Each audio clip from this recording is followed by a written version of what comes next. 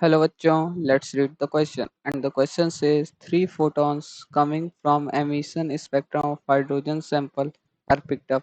These energies are 12.1 electron volt, 10.2 electron volt, and 1.9 electron volt.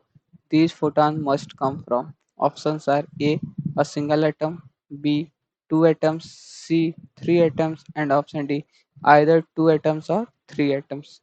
तो basically इस question को solve करने के लिए जो की कॉन्सेप्ट यूज में आएगा वो हम लोग देख लेते हैं। की कॉन्सेप्ट, हाँ सॉरी,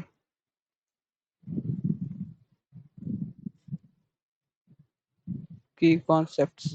इसमें जो की कॉन्सेप्ट में पहला पॉइंट आएगा कि लिख लेते हैं फॉर हाइड्रोजन एटम जो एनर्जी, अगर हम लोग एनर्जी फॉर N1 मतलब कि एन फर्स्ट सेल के लिए देखें तो E1 सेल के लिए क्या हो जाता है हम लोग के पास, जो हो जाता है वो हो जाता है -13.6 इलेक्ट्रॉन वोल्ट्स। E2 के लिए जो हो जाता है वो हो जाता है हम लोग के पास 3 पॉइंट, क्या कह सकते हैं हम लोग, 3.4 इलेक्ट्रॉन वोल्ट्स। एंड जो E3 के लिए एनर्जी हो जाता है वो हो जाता है, माइनस में लिखेंगे, -1.51 इलेक्ट्रॉन वोल्ट्स। ठीक, तो इसी तरह सो ऑन। तो अगर हम लोग देखें इसी कॉन्सेप्ट पे क्वेश्चन सॉल्व हो जाएगा। तो अगर हम लोग देखें और हम लोग एनर्जी रिलीज कब होता है, जब हायर एक्साइटेड स्टेट से लोअर एक्साइटेड स्टेट में आए। ठीक, तो अगर हम लोग देखें, सॉरी, जब एनर्जी कब रिलीज होता है, जब वो हायर एक्साइटेड स्टेट से लोअर एक्साइटेड स्टेट में आए। तो अगर हम लोग देखें कि 12.1 इलेक्ट्रॉन वोल्ट एनर्जी कब रिलीज हुई होगी, तो ये कब रिलीज होगा, 12.1 इलेक्ट्रॉन वोल्ट यहाँ से देखें जब E3 से E1 में आया होगा। ठीक, तो इसका मतलब क्या हो गया कि ये एनर्जी कब रिलीज हुई होगी, when electron jump from n is equal to 3 to n is equal to 1। ठीक, ये कॉन्सेप्ट हो गया। अब अगर दूसरा देखें तो 10.2 ये कब आया होगा, ये कब जंप करेगा 10.2, तो 10.2 अगर देखें तो कब जंप करेगा, जब n इज इक्वल टू 2 से n इज इक्वल टू 1 में आया होगा। तो electron jump from n is equal to 2 to n is equal to 1। ठीक, उसी तरह अगर 1.9 इलेक्ट्रॉन वोल्ट के लिए देखें तो 1.9 इलेक्ट्रॉन वोल्ट के लिए देखें तो इसके लिए इलेक्ट्रॉन कहाँ से जंप करेगा।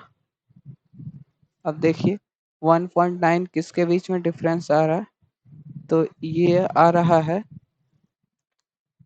अगर हम लोग ध्यान से देखें तो 3 से 2 में जाने पे। ठीक, तो electron jump from n is equal to 3 to n is equal to 2। ठीक, अब अगर हम लोग देखें तो यहाँ से क्या कंक्लूजन हो रहा है कि जो अगर हम लोग यहाँ पे बनाए, ये n is equal to 3 suppose कर लें, ये n is equal to 2 suppose कर लें, तो ये n is equal to 1 suppose कर लें। तो हम लोग के पास तीन लाइन्स हैं, एक जो है वो आ रहा है हम लोग के पास n इज इक्वल टू 3 से डायरेक्ट आ जा रहा है 1 पे। ठीक, इससे ये हो रहा है 12.1 इलेक्ट्रॉन वोल्ट के लिए। ठीक, और फिर 10.2 इलेक्ट्रॉन वोल्ट का हो रहा है 2 से 1 पे आ रहा है। एक ये यहाँ से आ रहा है 12.1 इलेक्ट्रॉन वोल्ट, और एक और है अगर देखें हम लोग तो वो 3 से 2 पे आ रहा है। ठीक, तो 3 से 2 पे आ रहा है ये 1.9 इलेक्ट्रॉन वोल्ट। ठीक, तो मान लें अगर हम लोग के पास केवल एक इलेक्ट्रॉन रहे, कि एक एटम, एक हाइड्रोजन में एक ही इलेक्ट्रॉन होता है, एक इलेक्ट्रॉन रहेगा तो वो ये और ये एक साथ निकाल देगा, नहीं तो ये केवल एनर्जी निकालेगा। ठीक, या तो अगर मान लें कोई भी इलेक्ट्रॉन है direct n is equal to 3 से n इज इक्वल टू 1 पे आ गया, वो 12.1 इलेक्ट्रॉन वोल्ट निकाल देगा। अगर वही इलेक्ट्रॉन अगर n इज इक्वल टू 3 से 2 पे आया तो 1.9 निकलेगा, 2 से 1 पे आया तो 12 फिर 2 लाइन्स मिल जाएंगे। इसका मतलब कि हम लोग को जो मिनिमम है वो 2 एटम्स चाहिए हाइड्रोजन का, मतलब कि 2 इलेक्ट्रॉन्स चाहिए इस लाइन को निकालने के, तो मतलब कि 2 एटम्स चाहिए मिनिमम। अगर 3 होंगे तो एक एक्साइटेड 3 में होगा, 2 3 में एक्साइटेड होंगे, जो एक डायरेक्ट 1 में चलाएगा और एक 3 से 2 में आएगा, और एक और एटम हो जाएगा जो कि 2 से 1 में आ जाएगा। तो अगर हम लोग ऑप्शन मैच करें तो सिंगल एटम ये गलत हो जाएगा, 3 एटम्स ये सही हो सकता है, 2 एटम ये भी सही हो सकता है, और जो फोर्थ ऑप्शन है आइदर 2 एटम और 3 एटम, तो जो मोस्ट अप्रोप्रिएट आंसर होगा वो होगा option D. So the final answer is option D, either 2 और 3 atoms. Hope you understand it well. All the best. Thank you.